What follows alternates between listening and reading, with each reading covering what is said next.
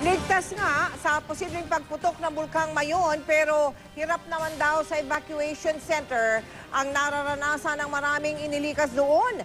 Halos 600 bata na nga ang nagkakasakit.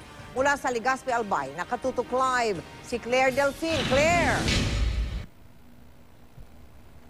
Mel, sa 12,000 families o mahigit 50,000 individuals, karamihan dyan o majority dyan ay mga bata. Kaya tinarget talaga ng lokal na pamahalaan ng Albay na maibalik lahat ang mga apektadong bata sa kanilang eskwela sa araw na ito. Pero Mel, ang target na yan, hindi natupad. Habang nag-aalburuto ang Bulkang Mayon, dito muna sa mga tent na ito mag-aaral ang mga batang nawala ng classroom. Isinara kasi ang kanilang eskwelahan na nasa loob ng danger zone. Yung nasa ligtas na lugar naman, ginawang evacuation center. Gustuhin man ng mga guro na maibigay ang edukasyong nararapat sa mga bata kahit sa ganitong sitwasyon, bigo sila sa target na maibalik na sa eskwela ang lahat ng mga apektadong bata ngayong araw. Bukod kasi sa kulang ang pasilidad tulad ng mga tent, nagkakasakit din ang mga batang nasa evacuation center. 70 to 80% lang po ang attendance kasi po may mga nagkakasakit na po. Sa datos ng Albay Provincial Health Office, halos 600 bata na ang nagkakasakit sa mga evacuation center.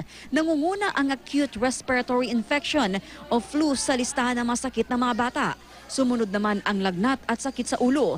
Malaking tulong ang 24 oras na operasyon ng health unit sa bawat evacuation center, kaya agad na natutugunan ang mga dinadaing na sakit ng mga bata. Medyo mainit po yung panahon natin ngayon.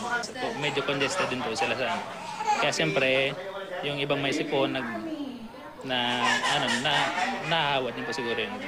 Kaya naman hindi maiiwasang may mga magulang na gusto nang umuwi kasama ang kanilang mga anak sa iniwan nilang bahay sa loob ng danger zone. Nahihirapan nga kasi yung kalagayan namin dito. Kung nandun kami sa bahay, di maayos ang namin. Bukod sa pagkakasakit, nag-aalala rin ang ilang apektadong lokal na pamahalaan sa panipis na supply ng pagkain para sa mga evacuee. They're safe with the Mayon volcano, but the problem is depleting yung aking resources. So hindi natin alam kung kailan ibababa yung level 2 or when will this eruption, hanggang kailan itong mangyayari. So we have a problem right now with the supplies of food.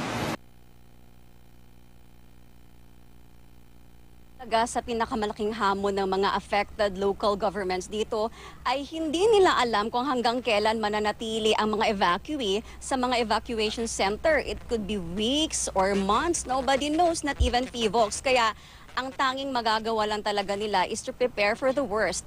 At kasama sa worst scenario na ito ay ang matagal na pananatili ng mga evacuee sa evacuation center, and that means draining the resources, Mel. Maraming salamat sa iyo, Claire Delfin.